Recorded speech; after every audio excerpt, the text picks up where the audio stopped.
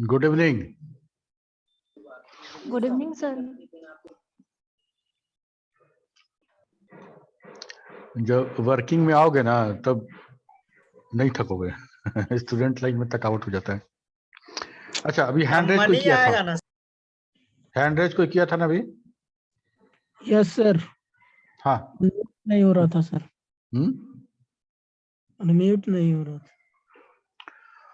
Okay.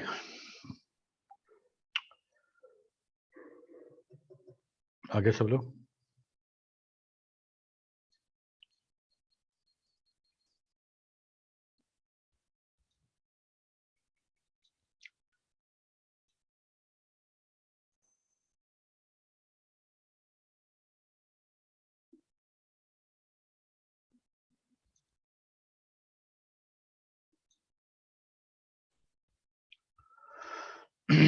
जावा का introduction हम लोग देख चुके थे।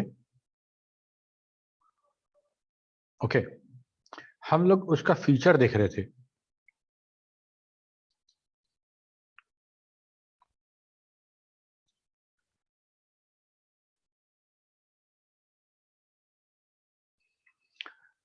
फीचर में हम लोग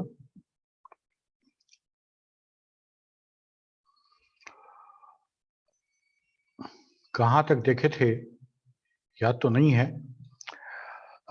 लेकिन हम लोग देख लेते हैं। कंपाइल्ड एंड इंटरप्रेटेड, इसका मतलब ये था। अच्छा, एक चीज, सारा का सारा जितना मैटर है ना, कंपाइल्ड है और इंटरप्रेटेड है। ये लैंग्वेज ऐसा है जावा, कि जावा में जब सोर्स कोड लिखा जाता है उसको पहले हम लोग कंपाइल करते हैं। कंपाइल करने के बाद बाइट कोड बनता है और उस बाइट कोड को फिर that byte code is nothing but a class file, और उसको फिर इंटरप्रेटर के द्वारा रन कराते हैं। तो हमको जावा में, पाइथन में, डॉटनेट में, इतना जो भी हम जिसको बोलते हैं प्लेटफॉर्म इंडिपेंडेंट, उस सारे लैंग्वेज में हमको दोनों का सहारा लेना पड़ता है, एक बार कंपाइलर और दूसरी बार इंटरप्रेटर। ठीक है, प्लेटफॉर्म इंडिपेंडेंट कैसे होता है? प्लेटफॉर्म इंडिपेंडेंट कहने का मतलब ये कि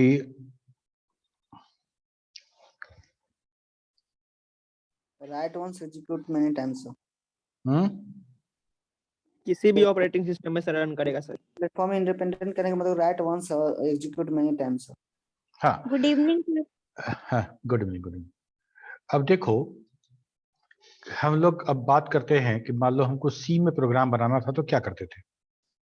ठीक है, तो सी में प्रोग्राम बनाना था तो मान लो मेरे पास एक सिस्टम है,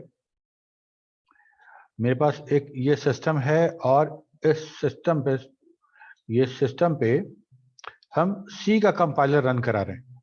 ठीक है, इस सिस्टम पे हम सी का कंपाइलर रन करा रहे हैं और हमको एक एग्जीक्यूटेबल फाइल मिल रहा है इस सिस्टम से। वो एग्जीक्यूटेबल फाइल जो हमको मिला वो इस सिस्टम के अनुसार बना हुआ है। ठीक है, अब उस exe फाइल को कुछ नहीं कर सकते। इस exe फाइल को जिसको देंगे वो डायरेक्टली रन कराएगा, इस एनवायरनमेंट का होगा तो।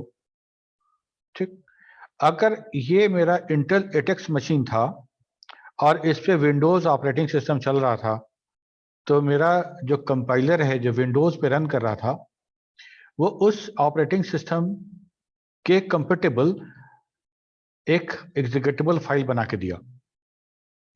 ठीक, अब हमको ये सिस्टम नहीं, जब बाद में मेरे पास एक दूसरा मशीन भी था, वो लिनक्स मशीन था। ठीक है, एक लिनक्स मशीन भी था, तो हमको करना क्या था,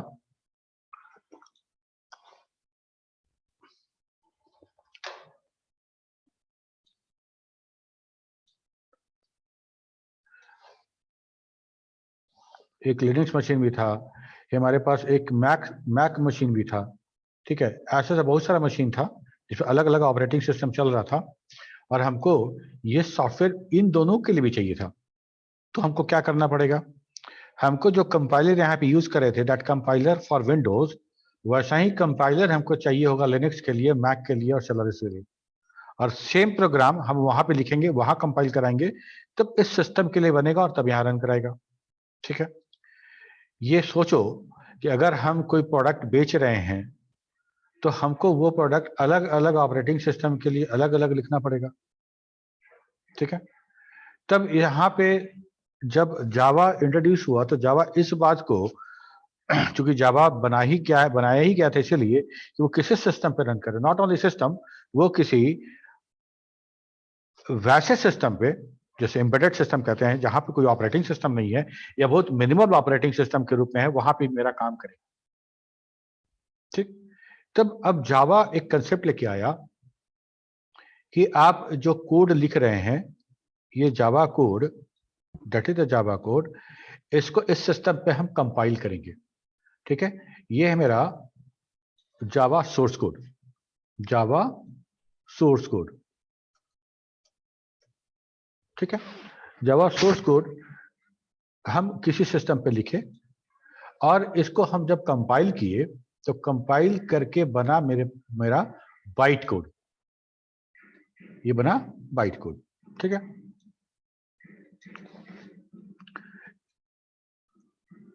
बाइट कोड या इसी को हम लोग बोलेंगे क्लास फाइल, खैर क्लास फाइल। हाँ, तो अभी बाइट कोड ही रहते हैं, हम लोग जब प्रोग्रामिंग करेंगे तो क्लास फाइल के बारे में बात करेंगे। ये जावा सोर्स कोड था और ये कंपाइल इस मशीन पे किए तो हो गया बाइट कोड। अब ये बाइट कोड हमको इस पे भी रन कराना है, दैट इज विंडो मशीन, ठीक है। ये मेरा विंडो मशीन है, ये मेरा लिनक्स मशीन है,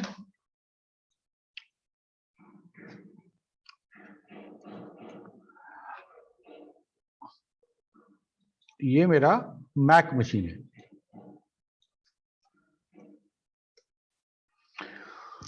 ओके, अब सब पे रन कराना है।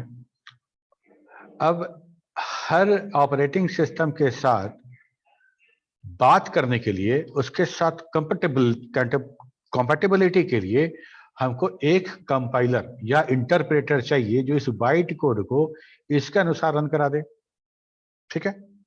तो हम एक इंटरप्रेटर चाहिए था हमको हर मशीन के लिए अलग अलग।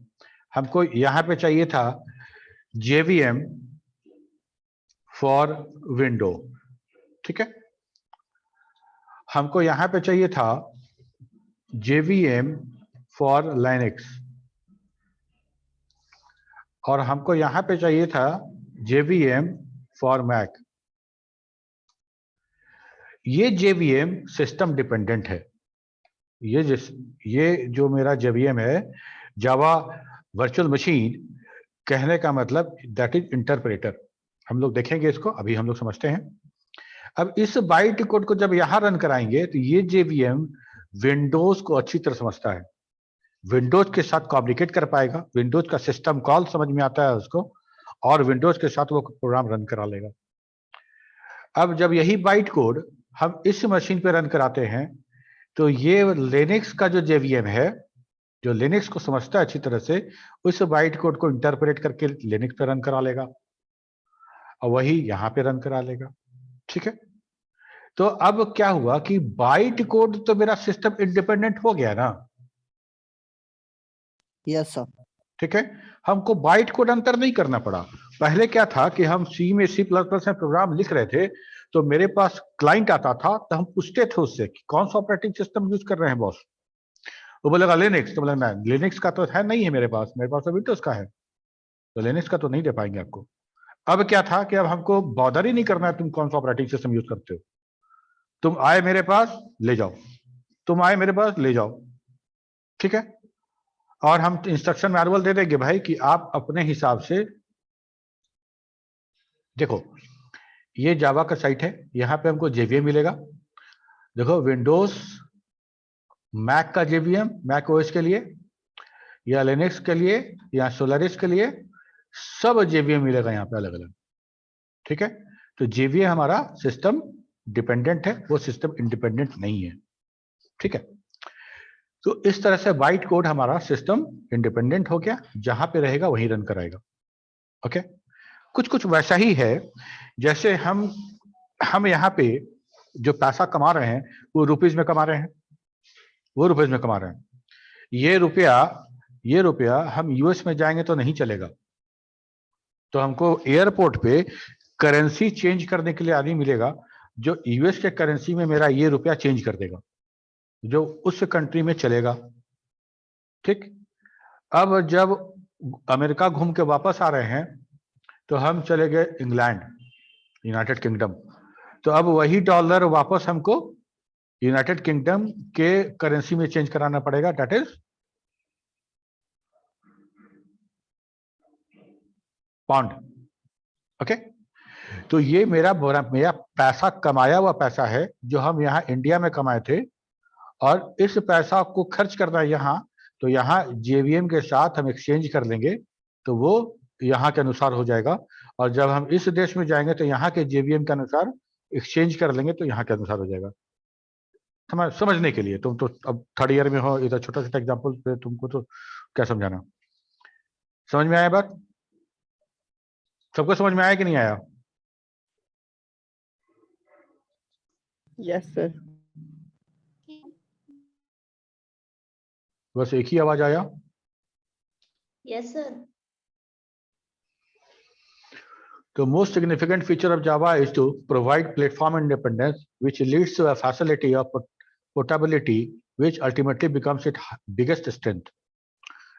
Being a platform independent means a program compiled on one machine can be executed on any machine in the world without any change. Java achieved platform independence by using the concept of the bytecode. The Java compiler never converts the source code to machine code like that of the C++ compiler. Machine code कहने का मतलब कि machine dependent हो जाएगा, जो इस machine पर run करेगा वो कोड उस मशीन पर रन नहीं कर सकता, तो हम मशीन डिपेंडेंट ही बनाएंगे ही नहीं, बीच इंटरमीडिएट में हम रखेंगे उसको। ठीक है, और इसीलिए इंटरमीडिएट को लैंग्वेज बोलते भी हैं .NET के टर्म में इसको। Instead, it converts the source code into intermediate code called the bytecode, and this bytecode is further translated to machine-dependent form by another layer of the software called JVM, that is Java Virtual Machine. Therefore, JVM can execute bytecode on any platform or OS which it is present, regardless of the fact that on which machine the bytecode was generated. अब problem ये है कि हमको अगर किसी machine पे run कराना है वो कोड, तो हमको JVM चाहिए। अगर JVM उस सिस्टम के लिए अवेलेबल नहीं है तब वो रन नहीं कर सकता। ठीक है, अगर वो जावा कोड हमको अपने इस एंड्रॉयड पे रन कराना है तो हमको JVM फॉर दिस एंड्रॉयड चाहिए होगा, तभी हमारे इस सिस्टम पे रन करेगा। Okay, this is called WORA, write once run anywhere, which means that we can develop application on any environment and run on any environment without doing any modification in the code. ठीक है, वही इस चीज को यहाँ पे दिखाया गया है कि जावा कोड है, जावा कंपाइलर से कंपाइल किए, जावा कंपाइलर का नाम जावा सी है, जावा C.exe दिखाएंगे भी, और जब कंपाइल किए तो ये बाइट कोड बन गया, और हम जो फाइल बनाते हैं, जो फाइल जो कोड लिखते हैं सोर्स कोड, उसको सेव करते हैं .java एक्सटेंशन के साथ, और जब कंपाइल होने के बाद जो बाइट कोड बनता है उसका एक्सटेंशन .class हो जाता है, और .class को जब हम java.exe के साथ इंटरप्रेट करते हैं तो जिस सिस्टम पे जो JVM रहेगा उसके उस सिस्टम के अनुसार वो एग्जीक्यूटेबल कोड बना के डायरेक्टली रन कराता है। ठीक है, पोर्टेबिलिटी करने का मतलब यही, पोर्टेबिलिटी कहने का मतलब यही, sir JVM Java virtual machine, that is the interpreter. हम लोग बात कर रहे हैं ना कंपाइलर और इंटरप्रेटर, कंपाइलर और इंटरप्रेटर ये दो ट्रांसलेटर था ना। Yes sir. ठीक है, तो कंपाइलर क्या करता है? Yes sir. कंपाइलर क्या करता है कि एक फॉर्म में मिलता है प्रोग्राम, उसको ट्रांसलेट करके दूसरे फॉर्म में बना के स्टोर कर देता है, काम खत्म, दोबारा कंपाइल करने की आवश्यकता नहीं है। ठीक है, इंटरप्रेटर क्या करता है? लाइन बाय लाइन पढ़ता है, जैसे ओथ दिलाते हैं ना, कि मैं पुष्कर राज, तो उधर बोलेगा मैं पुष्कर राज पूरे होशो हवास में वचन देता हूं, तो पूरे होशो हवास में वचन देता हूं, एक एक लाइन, और एक एक लाइन स्टोर नहीं करता है, उसको कन्वर्ट करता है एग्जीक्यूटेबल कोड में और डायरेक्टली मेमोरी में लोड करके प्रोसेसर को सबमिट करता है, वो रन कर जाता है। ठीक, तो नेक्स्ट टाइम जब रन कराना पड़ेगा तब फिर हमको इंटरप्रेटर चाहिए होगा, नेक्स्ट टाइम जब तीसरे दिन रन कराएंगे तब फिर इंटरप्रेटर चाहिए होगा, कंपाइलर नहीं चाहिए होगा। क्यों? क्योंकि कंपाइलर का काम यही है कि एक बार पढ़ा, दंदना के उसको व्हाइट कोड लिख के स्टोर कर दिया कि भाई हमको अब दोबारा मत बोलना, ही काम एक काम बार बार हम नहीं करेंगे। ठीक है, तो कंपाइलर यहाँ काम किया और बाइट कोड बना के छोड़ दिया। पहले C++ में वो EXE बना रहा था, लेकिन हम यहाँ पे उसे EXE न बना के बाइट कोड बनवा रहे हैं। बाइट कोड बना दिया और इसके बाद अब JVM का काम। पोर्टेबल कहने का मतलब कहीं भी उसको रख सके, ले जा सके।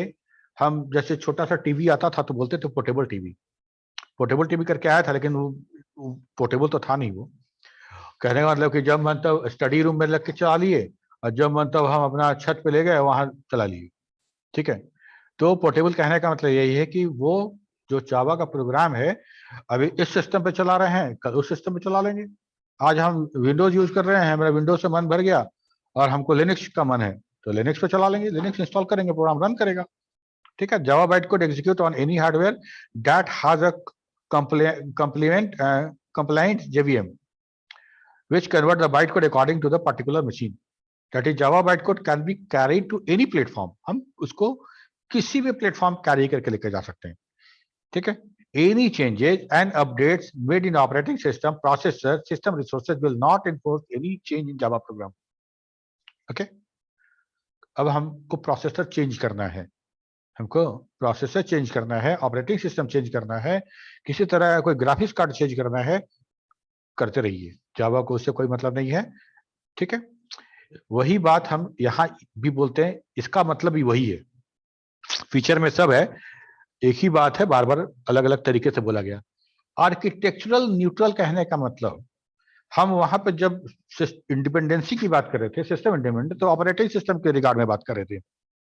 जब आर्किटेक्चर की बात करेंगे, तो हम हार्डवेयर लेवल की बात कर रहे हैं। ठीक है, कोई भी प्रोग्राम जब एग्जीक्यूट होता है, जा रहे हैं, जब कोई भी प्रोग्राम एग्जीक्यूट होता है तो ऑपरेटिंग सिस्टम उस प्रोग्राम को उस प्रोसेसर पे रन कराती है। और तुमको पता है कि हर प्रोसेसर का अपना इंस्ट्रक्शन सेट होता है, उस प्रोग्राम को उसी में जो हम लोग इंस्ट्रक्शन फेच, इंस्ट्रक्शन डिकोड वाला जो था ना, तो उसी इंस्ट्रक्शन साइकिल में उसको फेच करके डिकोड किया जाता है, तब रन करता है। तो हर प्रोसेसर का आर्किटेक्चर अलग अलग, रजिस्टर का साइज अलग अलग, रजिस्टर का नाम अलग अलग, रजिस्टर का एड्रेसिंग अलग अलग। ठीक है, तो हमको उससे मतलब ही नहीं है। ऑपरेटिंग सिस्टम को अगर हम समझा पाए तो ऑपरेटिंग सिस्टम तो आगे हार्डवेयर को समझ ही रहा है, उस सिस्टम पे और ऑपरेटिंग सिस्टम को इंस्टॉल किया गया है, तो वो तो समझ रहा है, कंफर्टेबल है उस हार्डवेयर के। हमको सिर्फ मैनेज क्या करना है, हमको सिर्फ ऑपरेटिंग सिस्टम को मैनेज कर लेना है ना। सीएम के पीए को मैनेज कर लिए तो समझो सीएम मैनेज हो गए, पैरवी हो गया। So it means that the program written on any processor architecture and OS can run on any processor architecture on OS because the bytecode generated on any machine is independent to the CPU architecture as well as OS. It is based on write once, run anywhere. Java virtual machine can easily translate bytecode into machine specific code. ठीक है, Java JVM is not a platform independent. ये interview में पूछा जाएगा। ठीक है, कि जावा जब इंडिपेंडेंट है, प्लेटफॉर्म इंडिपेंडेंट, तो जेवीएम इंडिपेंडेंट क्यों नहीं है? JVM should be independent. तो आपको बताना पड़ेगा कि जेवीएम चूंकि उस सिस्टम के कंफर्टेबल होता है, इसीलिए ये प्लेटफॉर्म इंडिपेंडेंट नहीं हो सकता, ये प्लेटफॉर्म डिपेंडेंट होगा। ठीक है, ऑब्जेक्ट ओरिएंटेड। ऑब्जेक्ट ओरिएंटेड का मतलब क्या?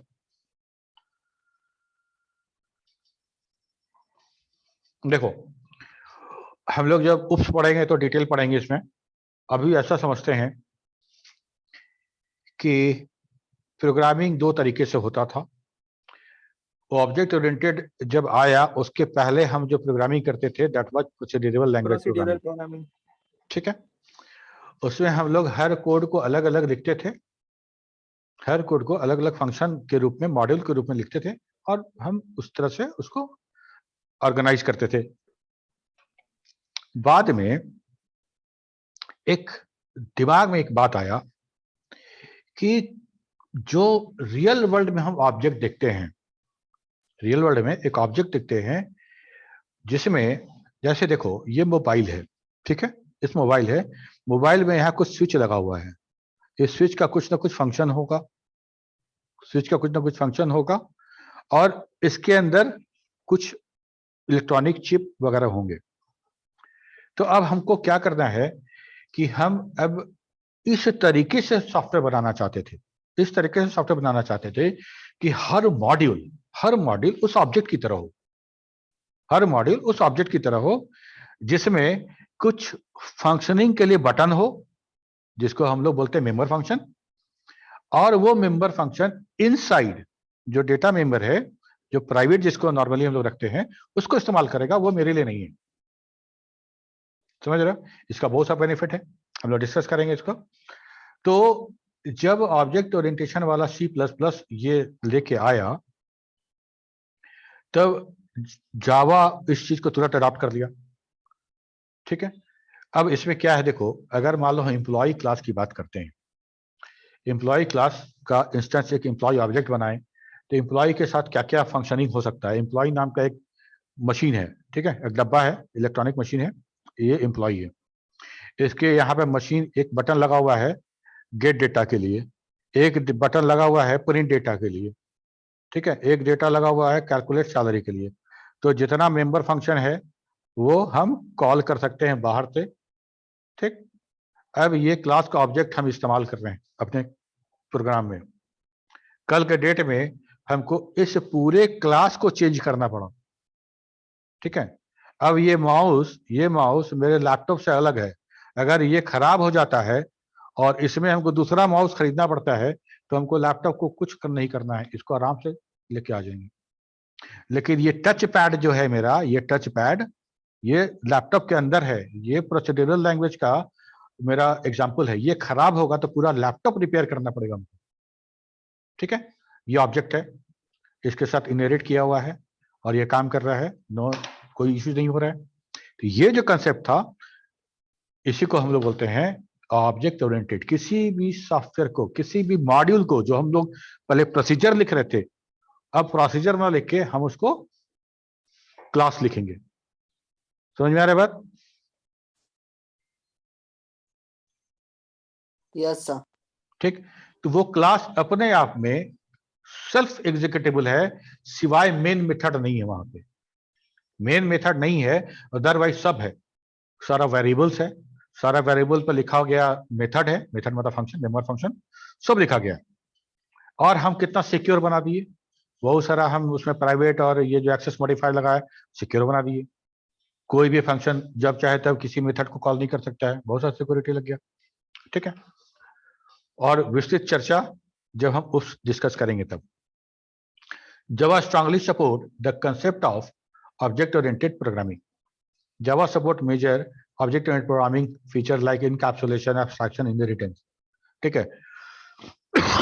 जब हम क्लास की बात करते हैं ना, तो हम एक पूरे प्रोसीजर को एक कैप्सूल में पैक कर दे रहे हैं, उसी के अंदर उसका डेटा आइटम भी, उसके अंदर मेथड भी है, ये तो काम हो गया। इसके अलावा मात्र इस कारण इससे और भी बहुत सारा हमको बेनिफिट मिलता है, ठीक है। जैसे एब्स्ट्रैक्शन हो गया, इनहेरिटेंस हो गया। अब इसके अंदर क्या क्या लगा हुआ है हमको तो नहीं पता है, तो ऑब्जेक्ट हमको जो मिलेगा, सप्लाई होगा ऑब्जेक्ट, उस ऑब्जेक्ट के अंदर हमको क्या क्या है नहीं पता है। हमको क्या पता है, उसका मेथड। हमको ऑब्जेक्ट दिया जाएगा सीनियर के तरफ से, टीम लीडर के तरफ से ऑब्जेक्ट बना के, ठीक है। और हमको एक फैक्ट्री मेथड होता है, जैसे तुरंत ऑब्जेक्ट बन जाएगा।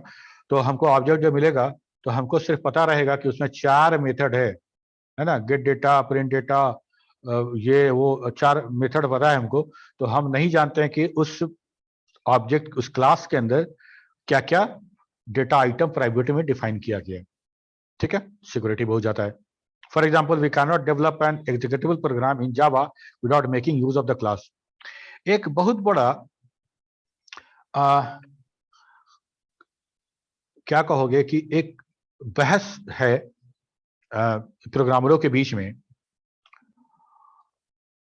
और सबका अलग अलग राय है, सबका अलग अलग राय है। तुम भी अपना राय बताना कि क्या जावा फुल्ली ऑब्जेक्ट ओरिएंटेड है या नहीं है।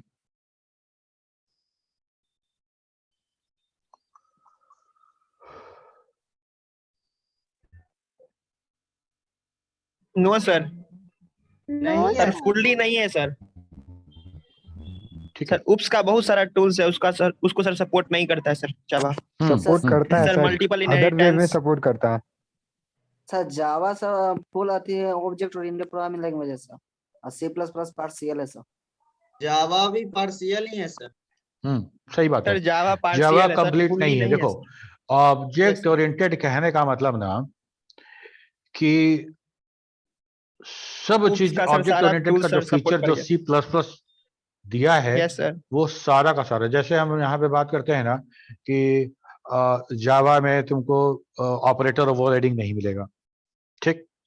लेकिन यहाँ पे एक बात है क्या कि हम जावा का जो प्रोग्राम रन कराते हैं पाइथन में बगैर किसी क्लास के i बराबर 5 प्रिंट आई लिखो तो रन कर जाता है।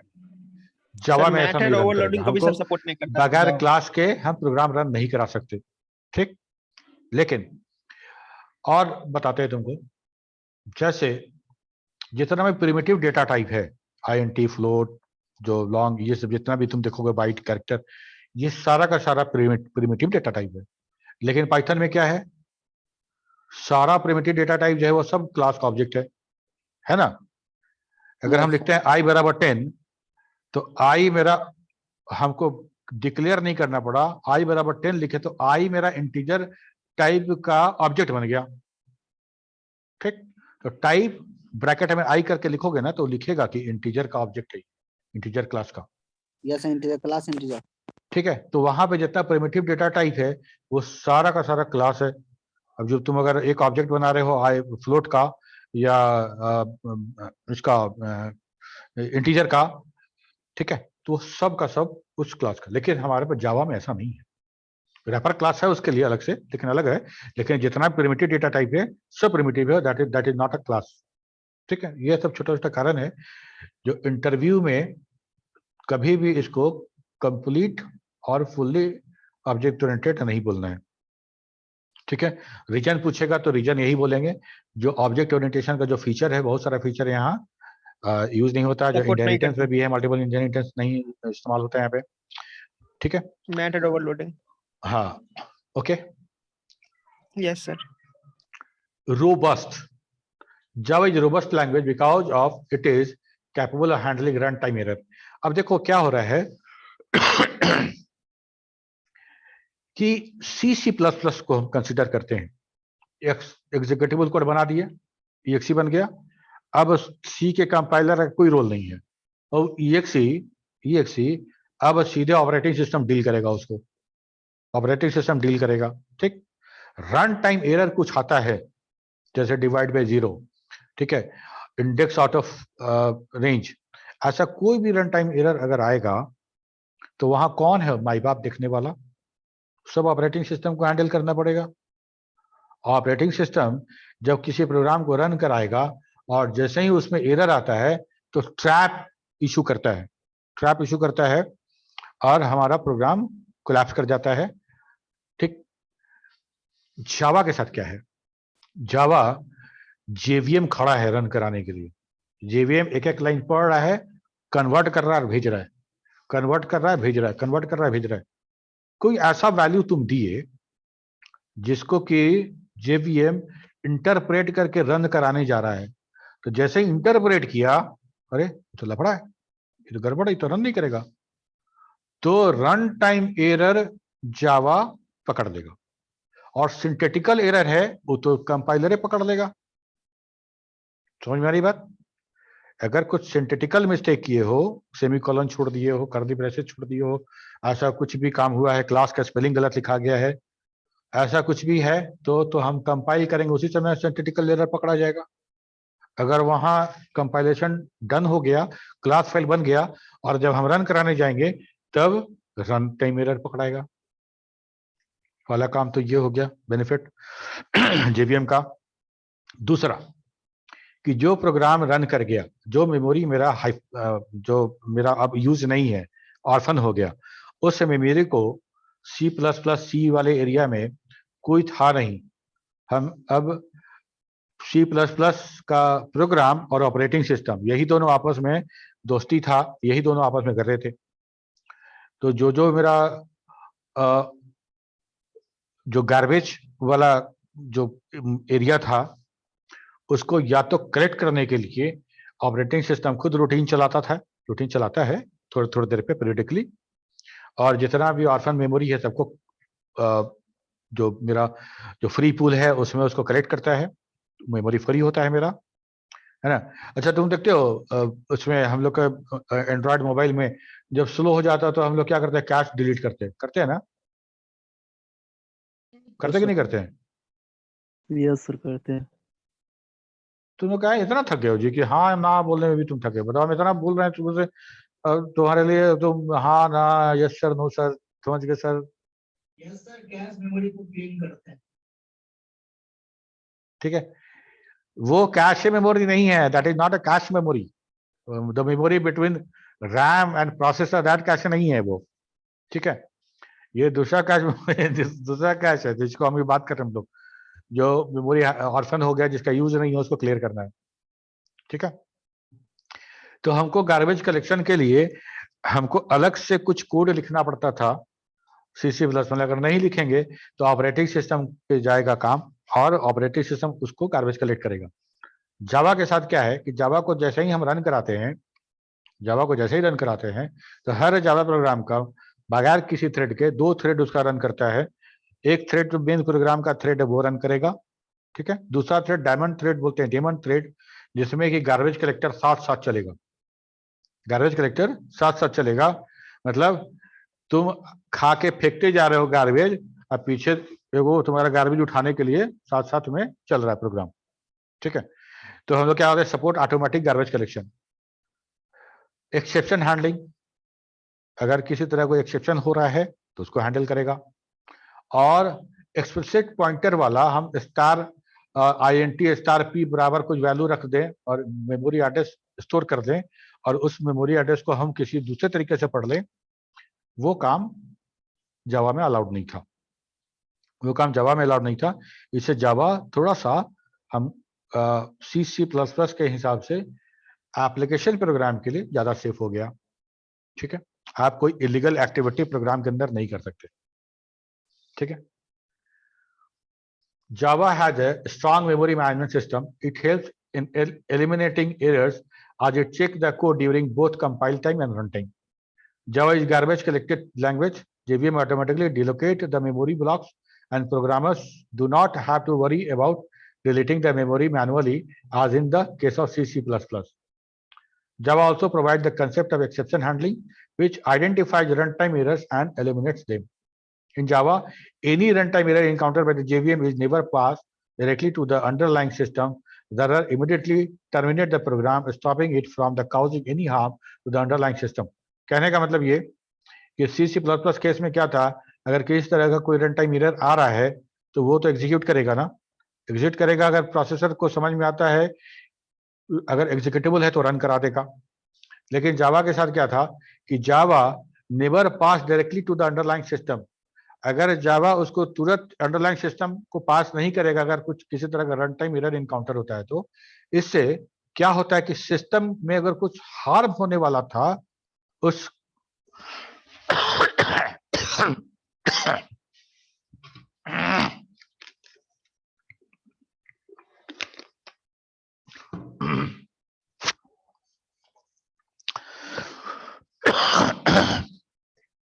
अगर कुछ हार्म होने वाला था तो हार्म नहीं होगा, प्रोग्राम को ही टर्मिनेट कर देगा। और रन टाइम के लिए अगर हम लोग एक्सेप्शन हैंडल किए रहेंगे तो एक्सेप्शन हैंडल भी हो जाएगा। हम कहते हैं कि जावा में लिखा प्रोग्राम सिक्योर है। Security is an important issue for the programming language as there is a threat of malicious activities and viruses. Java support access modifier to check memory access and also ensure that no virus can enter inside the code. ठीक है, access specifier कहने का मतलब कि हम लोग जो लगाते हैं प्राइवेट, प्रोटेक्टेड, पब्लिक, ये तो हम मेमोरी एक्सेस उसी के अनुसार देते हैं। इसलिए कोई जावा का कोड कोई वायरस का कोड अगर मेरे जावा के साथ लग भी जाए तो इतना सिक्योरिटी पैटर्न है कि वो रन नहीं करा पाएगा, रन टाइम उसको पकड़ लेगा या उसको मेमोरी अलाउ नहीं करेगा। Java is a more secure language as compared to C++ or C, as it does not allow programmer to explicitly create pointers. Thus, in Java, we cannot gain access to a particular variable if we do not have the permission. सोचो तो, हम private variable बना रहे हैं किसी class के अंदर, हम उस क्लास के ऑब्जेक्ट के थ्रू डॉट ऑपरेटर लगा के हम उसको प्राइवेट मेंबर को नहीं पढ़ सकते। लेकिन क्या अगर उसका एड्रेस हमको पता चल जाए तो हम एड्रेस से उसको पकड़ सकते हैं, पढ़ सकते हैं। इसलिए पॉइंटर का झंझटे नहीं रखा गया। अगर आपको परमिशन नहीं है तो आप उस डेटा को, उस वेरिएबल को नहीं पढ़ सकते। अगर आपके पास परमिशन नहीं है तो आप उस मेथड को इन्वोक नहीं कर सकते। Program runs in virtual machine sandbox, a separate environment that allows user to execute their application without affecting the underlying system. It has a bytecode verifier that checks the code fragment for any illegal code that violates the system right. ठीक है, यहाँ पे OS और C++ application कोई बीच में नहीं है। यहाँ जावा एप्लीकेशन है, यह हमेशा जावा के अंदर रन करेगा। JVM के अंदर uses run time environment of its own. ये इन्वायरमेंट है, ये कंट्रोल्ड इन्वायरमेंट है। This environment is controlled. आज कौन कंट्रोल कर रहा है? तो JVM कंट्रोल कर रहा है। ठीक है, तो ये इसीलिए हम इसको बोलते हैं that is secure and safe. Distributed, in Java we can split a program into many parts and store these parts as a different computers. ठीक है, हम लोग डेटाबेस में पढ़े थे, टियर आर्किटेक्चर याद होगा तुमको। उसमें हम लोग बात किए थे कि किसी एप्लीकेशन को हम कैसे अलग अलग टियर कर सकते हैं। A Java programmer sitting on a machine can access another program running on another machine. ठीक है, हम जब रिमोटली किसी प्रोसीजर को रन कराते थे तो हम बोलते थे कि remote processor RPC, remote procedure call. ये सिस्टम में बैठे हैं, तुम्हारे सिस्टम का किसी कोई प्रोसीजर को हम रन करा दिए।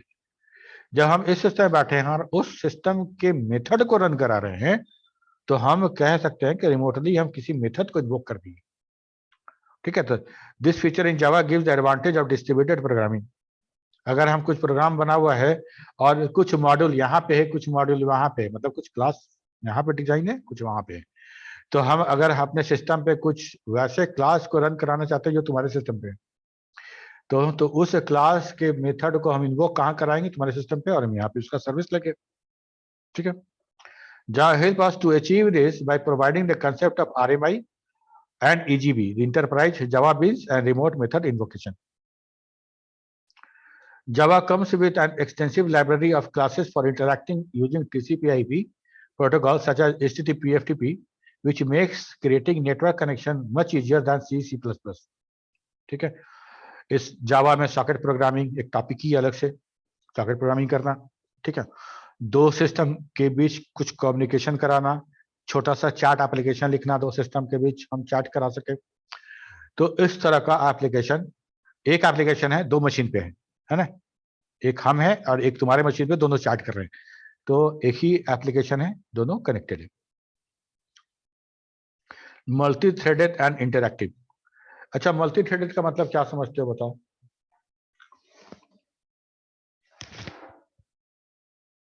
What is thread?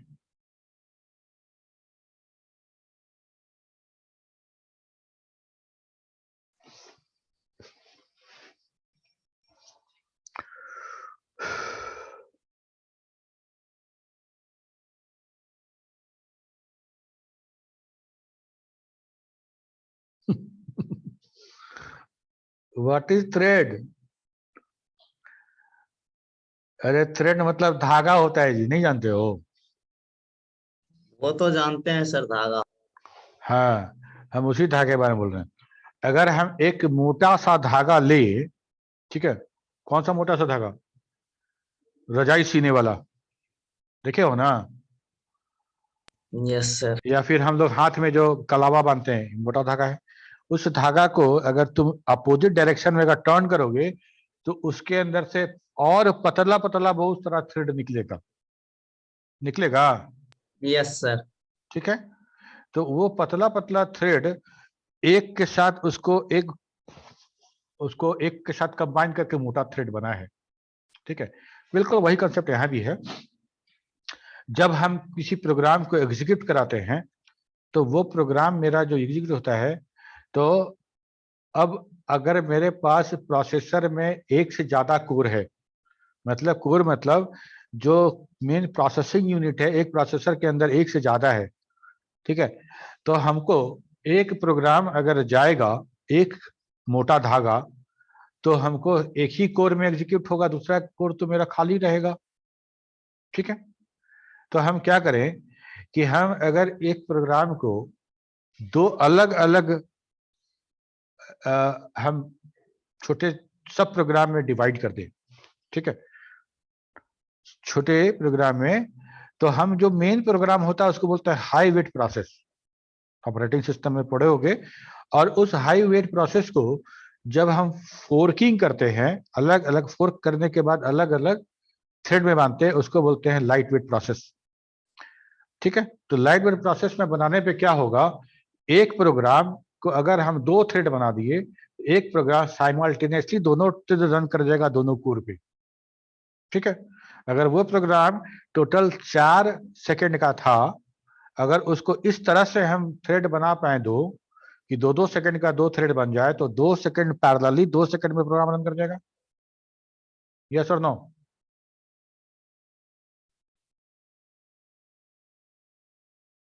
Yes sir. ठीक है, तो अब देखो, तुम कभी ब्राउजर खोलो तो तुम ब्राउजर में देखोगे एक तरफ लॉगिन स्क्रीन आया है, वहां कर्सर ब्लिंक कर रहा है, दूसरे वाले पोर्शन में तुम्हारा कुछ ऐड चल रहा है। ठीक है, और अभी लोगो जो है उस कंपनी का अभी लोड हो ही रहा है।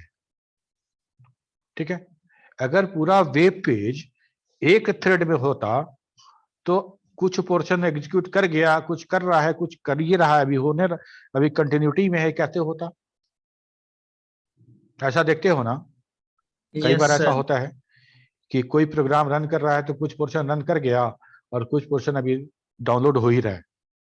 तो इस तरह से हम अगर थ्रेडेड डिजाइन करें सॉफ्टवेयर को तो ये इस तरह का फायदा हमको मिलेगा। A thread is an independent path of execution within a program executing concurrently. Multi-threaded means handling multiple tasks simultaneously or executing multiple portions of the same program in parallel. The code of Java is divided into a smaller part and Java execute them in a sequential and timely manner. अब यहाँ पे देखो, threaded का जो हम तुमको समझाएं वो बहुत छोटे स्तर पे समझाएं कि मल्टी थ्रेड होता क्या है। ठीक है, दो थ्रेड में डिपेंडेंसी नहीं होना चाहिए, बहुत सारे इश्यूज है। जब हम थ्रेडिंग के बारे में पढ़ेंगे तो और इसके बारे में एक्सप्लेन करेंगे। ओके, अब रहा बात कि थ्रेडिंग के बारे में एक और बात बता दें तुमको। आजकल बहुत मोबाइल पे चला हुआ है ना, नया नया ऑक्टा कोर प्रोसेसर आ रहा है, तो ऑक्टा कोर प्रोसेसर में टोटल कितना कोर हो गया? 8। 8। अगर हम कोई एप्लीकेशन डिजाइन कर रहे हैं और उसको हम सिर्फ 2 थ्रेड में डिवाइड कर रहे हैं, 2 थ्रेड ही बना रहे हैं या 4 थ्रेड बना रहे हैं, तो क्या मेरा ऑक्टा कोर प्रोसेसर उसका यूटिलाइज हो रहा है सारा कोर? नो। नहीं हो रहा है, सारा कोड नहीं होगा सर, ऑक्टा सारा में कोड सर यूज नहीं हो 8 रहा आएगा है। तो सर 4 ही। तो इसीलिए प्रोसेसर टेक्नोलॉजी और उसके ऊपर रन करने वाला सॉफ्टवेयर दोनों कंफर्टेबल होना चाहिए। ठीक है, आज अगर हम क्वाड्रा कोर पे और डुअल कोर पे टर्बो सी हम रन कराते हैं, तो टर्बो सी जिस समय का था उस समय एक कोर होता था, तो कितना भी तुम कोर वाले मशीन पर रन कराओगे तो एक ही कोर रन करेगा। ठीक है, चलो Advantage क्या? The main advantage of multi-threading is that the maximum utilization of the resource is possible. It does not occupy memory for each thread. It share a common memory area. There is no need to wait for the application to finish one task before beginning another one. ठीक है? There is decreased cost of maintenance. Also, it is time saving. It improves the performance of the complex application. अगर threading ना समझ में आया हो तो एक और एग्जांपल देते हैं तुमको। हम लोग डॉस में पहले डॉस गेम खेलते थे, तो गेम में नीचे मेरा तोप होता था, है ना, उसको घसकाते थे, बटन दाबते थे तो गोला छूटता था, और ऊपर वो ऑब्जेक्ट घूमता रहता था, ऊपर घूमता रहता था, और नीचे वाला जो मेरा जो टैंक है वो मेरे कीबोर्ड के लेफ्ट और राइट से आगे पीछे होता था। ठीक है, ये पूरा प्रोग्राम अगर एक कोर में होता तो जब मेरे कीबोर्ड का इंस्ट्रक्शन लेने के लिए आता तब तक ऊपर वाला रुक गया होता। ठीक है, तो ये मल्टी कोर एप्लीकेशन था। एक कोर में वो चल रहा है, एक कोर में नीचे हम अपना ये घसका रहे हैं अपना बंदूक। High performance. The performance of Java is impressive for the interpreted language because of its intermediate bytecode. Java provides high performance with the use of JIT, just-in-time compiler. ठीक है, in which the compiler compiles the code on demand basis. That is, it compiles only that method which is being called. This save time and make it more efficient. ये JVM के बारे में कहा गया है। ठीक है, just in time interpreter, compiler just in time है। तो होता क्या था, Java architecture is also design in such a way that it reduces overhead during run time. The inclusion of multi threading enhance the overall execution speed of Java program. Byte code generated by the Java compiler are highly optimized, so Java virtual machine can execute them much faster. ठीक है, सारा का सारा optimisation लगा रहता है, इसलिए कुछ ज्यादा कुछ करना नहीं होता है। Dynamic and extensible.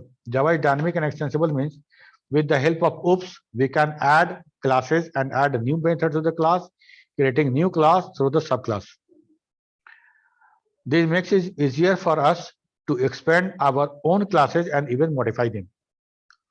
Java gives the facility to dynamically linking new class, library, methods, and objects. It is highly dynamic as it can adapt to its evolving environment. Java even supports functions written in other languages such as C, C++ to be written in Java program. These functions are called native methods. ठीक है, these methods are dynamically linked at the runtime. All these features of Java is known as a Java buzzword. ठीक है, तो आज हम यहीं तक रखते हैं, टाइम भी हो गया है।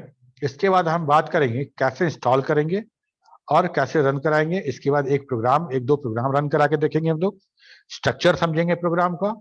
उसके बाद लैंग्वेज फंडामेंटल के दौरान हम लोग पढ़ेंगे कि एक उसमें क्या क्या होता है। एक प्रोग्राम टोकन होता है, टोकन में क्या क्या होता है, keywords, identifier, literals, etcetera etcetera, हर चीज को डिफाइन करेंगे। उसके बाद आगे बढ़ेंगे। ठीक है, कोई सवाल है तो पूछो। Hello sir. सर रोबोस्ट का मतलब क्या बोले थे सर? उसके सर यही बोले थे ना कि सर जावा के पास सर एक गार्बेज कलेक्टर होता है जिससे वो अनयूज ऑब्जेक्ट को सर डिस्ट्रॉय कर देता है, जिससे सर उसका मेमोरी वेस्ट नहीं होता है। हाँ,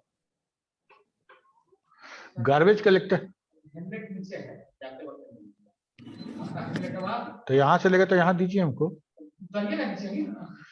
जावा जैसे गार्बेज मतलब क्या होता है, जो कि जिसका इस्तेमाल नहीं है मेरे पास, गार्बेज वही है। तो जिस मेमोरी एरिया में हमारा प्रोग्राम लोड होता है और एग्जीक्यूशन के बाद जैसे ही मेरा वो प्रोसेस टर्मिनेट होता है तो वो रिसोर्स ऑपरेटिंग सिस्टम को वापस चाहिए, ताकि अगले प्रोग्राम के लिए रैम अवेलेबल हो सके।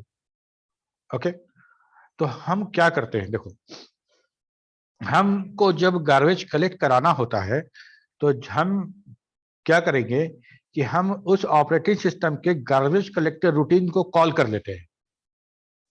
वो ऑपरेटिंग सिस्टम का काम है, ठीक है। तो ऑपरेटिंग सिस्टम के उस ऑपरेटिंग सिस्टम वो रूटीन रन कराता, लेकिन थोड़ा पीरियडिकली खुद में रन कराएगा। लेकिन हमको मालूम है कि अभी हम गंदा फैलाए हैं, ठीक है। और जो गंदा फैलाने के बाद जब क्लीनर आएगा क्लीन करेगा तो क्यों ना हम क्लीनर को कॉल कर ले, ठीक है।